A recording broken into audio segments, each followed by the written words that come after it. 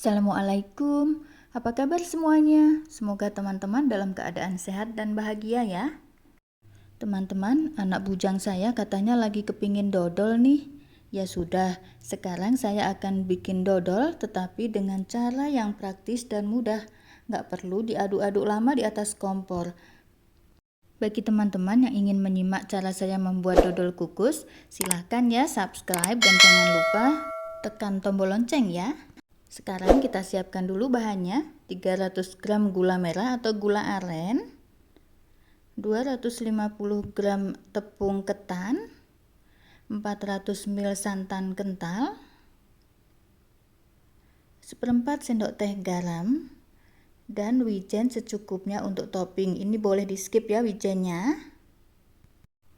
Langkah pertama kita siapkan panci, lalu kita masukkan gula merah yang sudah disisir. Masukkan juga sedikit garam. Lalu kita masukkan santannya ya. Ini santan kental 400 ml, saya menggunakan 200 ml santan instan, saya tambahkan air 200 ml menjadi 400 ml. Nah, ini kita rebus sambil kita aduk-aduk agar santannya tidak pecah. Nah, ini akan kita tunggu hingga gula merahnya larut dan air santannya mendidih ya.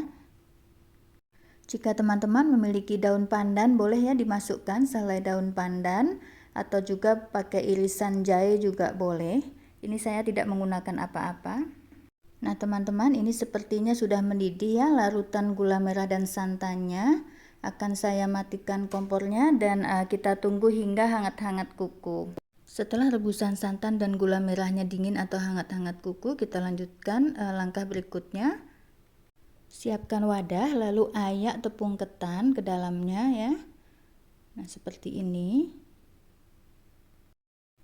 Ini kita ayak tujuannya agar tidak ada tepung yang menggumpal ya.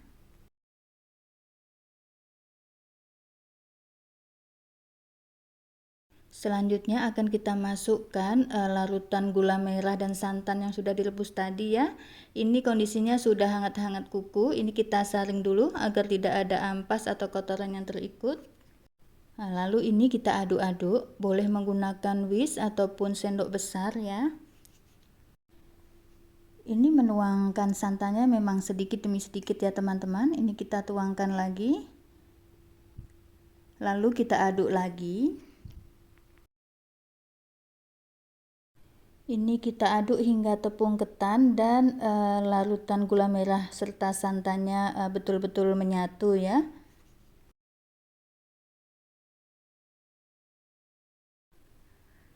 Nah, seperti ini tercampur rata.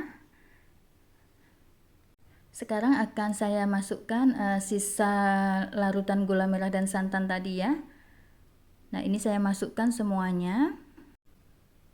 Nah, ini akan kita aduk-aduk lagi hingga adonan betul-betul tercampur rata.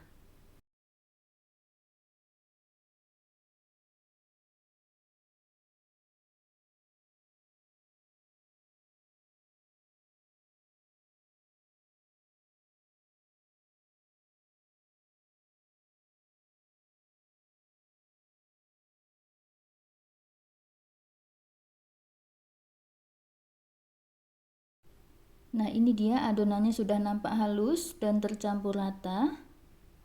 Nah, ini bisa kita gunakan ya. Sebelum kita tuang ke cetakan, adonan ini akan saya saring dulu ya. Tujuannya untuk meyakinkan bahwa adonannya sudah betul-betul halus. Khawatirnya masih ada tepung sedikit yang bergelindil.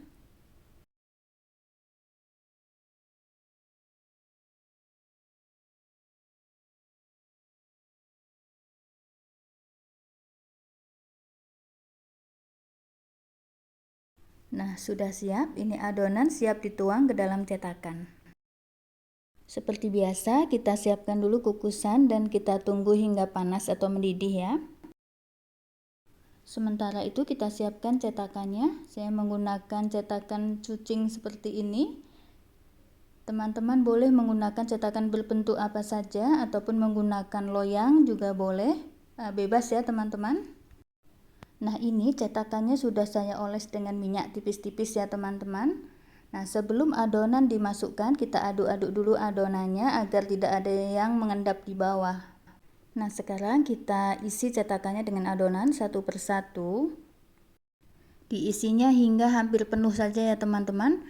Jangan sampai betul-betul penuh agar tidak luber saat dikukus. Nah, ini semua cetakan sudah terisi dengan adonan. Akan kita cek apakah kukusannya sudah panas. Nah, ternyata sudah panas kukusannya. Sekarang akan kita masukkan cetakan yang sudah terisi adonan ya ke dalam kukusan.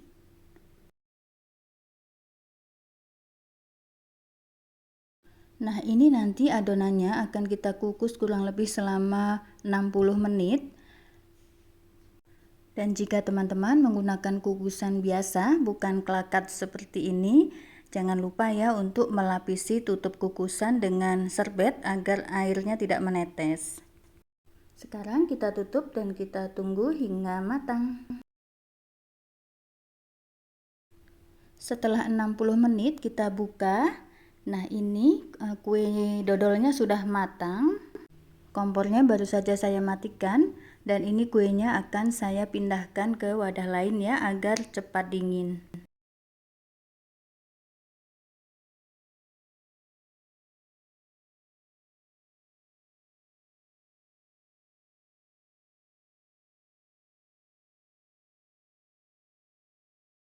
Nah, ini dia kuenya. Nah, ini kue dodol ketan kukusnya yang baru saja saya turunkan dari klakat atau kukusan. Teman-teman bisa lihat, ini kondisinya masih panas ya.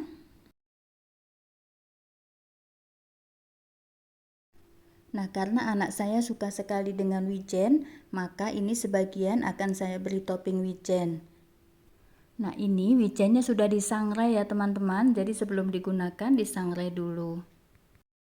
Cara memberi topping wijen, tinggal taburkan saja secukupnya wijen di atas kue dodolnya ya, sambil agak ditekan sedikit.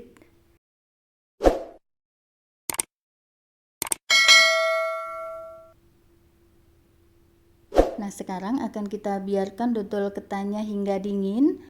Karena menggunakan cetakan kecil-kecil, maka kue dodolnya lebih cepat dingin. Jika menggunakan loyang bisa lebih lama lagi dinginnya. Nah, setelah 4 jam saya keluarkan kuenya dari cetakan. Dan ini hasilnya, kue dodol ketan kukusnya cantik sekali, apalagi yang ditaburi wijen seperti ini.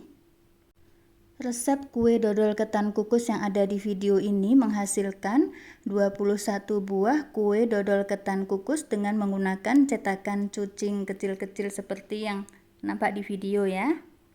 Nah, ini penampakan kue dodol ketan kukusnya yang tanpa topping ya teman-teman. Nah, sekarang akan saya tunjukkan tekstur kue dodolnya. Ini sudah saya gigit ya. Ini teksturnya lembut, kenyal, dan gak lengket ya teman-teman. Persis seperti dodol yang cara membuatnya dengan diaduk-aduk lama di atas kompor. Nah, sekarang akan saya cicipi ya kuenya. Saya ambil satu yang menggunakan topping wijen. Salah satu keuntungan membuat kue dodol menggunakan cetakan kecil-kecil seperti ini adalah kita tidak perlu repot-repot memotongnya ya teman-teman.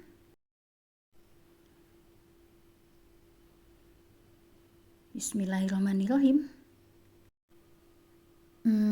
Alhamdulillah kue dodol ketan kukusnya enak sekali teman-teman.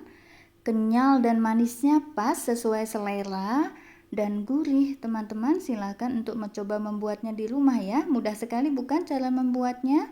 Terima kasih sudah menonton video ini. Assalamualaikum.